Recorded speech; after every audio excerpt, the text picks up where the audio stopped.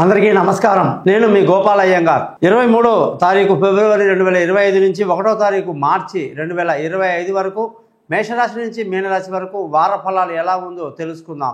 ఇది ఆదివారం నుంచి శనివారం వరకు, మూలా నక్షత్రం నుంచి పూర్వభాద్ర నక్షత్రం వరకు, అలాగే దశమి తిథి నుంచి విద్యా తిథి వరకు చెప్పడం జరుగుతుంది. మరి ఈ వారంలో గ్రహస్థితి కానీ చూసుకుంటే గురువు వృషభ రాశిలో, కుజుడు మిథున రాశిలో, కేతు కన్యా రాశిలో, చంద్రుడు ధనుసు మకర కుంభరాశుల్లో, అలాగే రవి బుధ శని గ్రహాలు కుంభరాశిలో, రాహు శుక్ర గ్రహాలు మీనరాశిలో సంచరిస్తున్నాయి. బుధుడు ఈ వారంలో 27వ తారీఖు నాడు కుంభరాశి నుంచి మీనరాశిలోకి వెళ్తాడన్నమాట. ఈ గ్రహస్థితిని బట్టి మనమంతా కూడా ఈ వార ఫలాలు తెలుసుకుందాం. మీరందరూ కూడా మీ జాతకాలు తెలుసుకోవడానికి పయనించిన నెంబర్కి నన్ను కాంటాక్ట్ చేయండి. మీకు 50 పేజీల జాతకం రెడీ అవుతుంది. మీతో నేను 15-20 నిమిషాలు వాయిస్ రికార్డ్ చేయిస్తాను. మీ డౌట్స్ అన్ని క్లియర్ చేస్తాను. ఏ సమస్య ఉన్నా దానికి పరిహారం సింపుల్గా ఉంటుంది. కాబట్టి మన ఛానల్ పేరు thesimpleastrologer.com. ఈ ఛానల్ని సబ్స్క్రైబ్ చేయడం మర్చిపోకండి.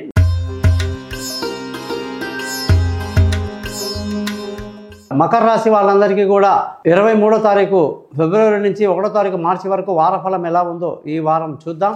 ఈరోజు మకర రాశి వాళ్ళంటే శని ఆధిపత్యం ఉన్నటువంటి వాళ్ళకి శని యొక్క ఆ ఏలినాటి శని చాలా తొందరలో, అంటే కేవలం నెల రోజుల్లో దూరం అయిపోతుంది. ఇక మకర రాశి వాళ్లకు 7.5 సంవత్సరాలుగా ఉన్న శని పూర్తిగా తొలగిపోవటం అనేది ఎంతో ఆనందాన్ని కలిగిస్తుంది.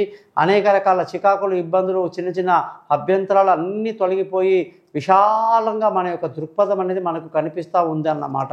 మరి మకర రాశి వాళ్ళ యొక్క శని ఆధిపత్యం ఉన్నటువంటి ఈ శని 2వ ఇంట్లో ఉండడం, ధనస్థానంలో ఉండడం కూడా చాలా మంచిది. అలాగే ఈ విందులు వినోదాల్లో పాల్గొంటూ ఈ వారమంతా ఆనందంగా సంతోషంగా గడుపుతారని చెప్పి ఈ రాశి వాళ్ళని మనం చెప్పాలి. ఈ రాశి వాళ్ళందరికీ కూడా ఈ వారంలో ధనం యొక్క వ్యయం చాలా అధికంగా ఉంటుంది. శుభకార్యాలకు బాగా డబ్బు ఖర్చు పెడతారు.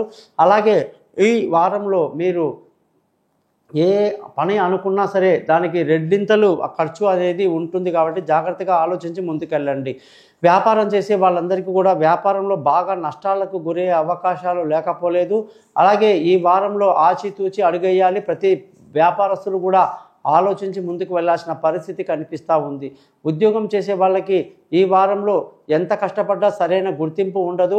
ఇదిగో అదిగో అంటారు, ప్రమోషన్ అంటారు, పేరు అంటారు, ఊరు అంటారు, అదంటారు, ఇదంటారు. కానీ ఏది కూడా మనకు పేపర్లో రాదు. ఏది కూడా అనుకున్నది జరగక కొంత నిరాశకు గురయ్యే అవకాశాలు మకర రాశి వాళ్ళకి లేకపోలేదు. కొందరు ఉద్యోగాలు మారాలి అని గట్టిగా అనుకొని కూడా మారే అవకాశాలు బాగా కనిపిస్తున్నాయి. మకర రాశి వాళ్ళందరికీ కూడా ఈ వారంలో ఉన్న ఉద్యోగాన్ని జాగ్రత్తగా చేసుకొని కొత్త కొత్త నిర్ణయాలు తీసుకోకుండా ఉండడం మంచిది. అదృష్టంగానే చూసుకుంటే ఈ వారంలో అదృష్టం చాలా బాగుంది. 27 నుంచి అదృష్టం బాగా తగ్గుతుంది. ఈ లోపల పెద్దల ఆశీస్సులు, మామగారు, తండ్రి, పెద్దల యొక్క ఆశీస్సులు, ఆస్తిపాస్తులు రావడం కానీ అన్ని అదృష్టం అన్ని బాగా కలిసి వస్తాయి.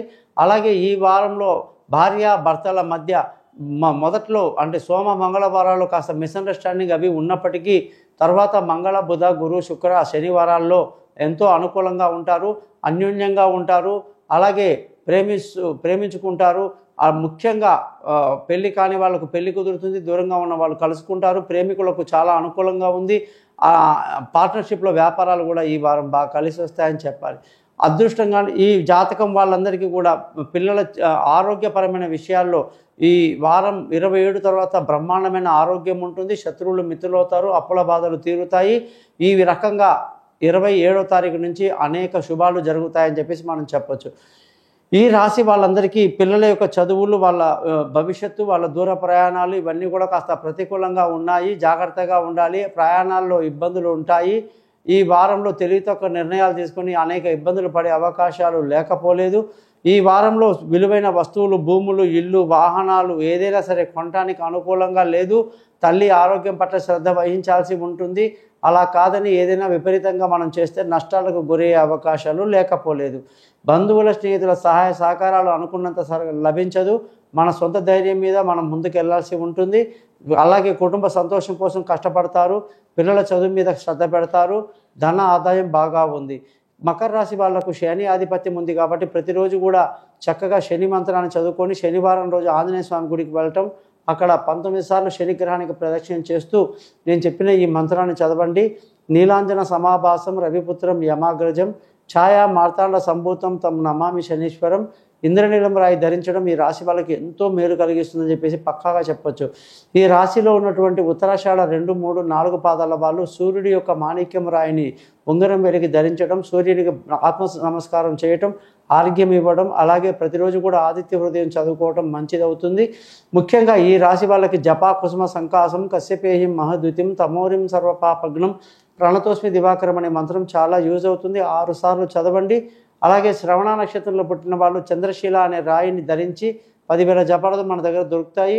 అలాగే గతిశంక తుషారాభం క్షీరో దార్ణవ సంభవం నమామి శశినం సోమం శంభోర్మొగటభూషణం అనే మంత్రాన్ని 10 సార్లు చదవడం ఎంతో మేలు కలిగిస్తుంది. ధనిష్ట నక్షత్రం 1, 2 పాదాలు పుట్టిన వాళ్ళు మంగళవారం తలస్నానం చేసి సుబ్రహ్మణ్య స్వామి గుడికి వెళ్ళటం, అలాగే స్వామికి 7 సార్లు ప్రదక్షిణ చేస్తూ ధరణి గర్భసంభూతం విద్యుత్ కాంతి సమప్రభం కుమారం శక్తిహస్తం తం మంగళం ప్రణామం అనే మంత్రాన్ని చదువుతూ తెల్ల పగడం అనే రాయిని ధరించడం కూడా ఎంతో మంచిది. ఇవన్నీ కూడా మన దగ్గర లభిస్తాయి. ఎవరికైనా కావాల్సిన వాళ్ళు నన్ను కాంటాక్ట్ చేయండి. ఈ ఛానల్ని సబ్స్క్రైబ్ చేస్తారని ఆశిస్తూ మీకు నమస్కారం తెలియజేస్తూ మీ గోపాలయ్య గారు.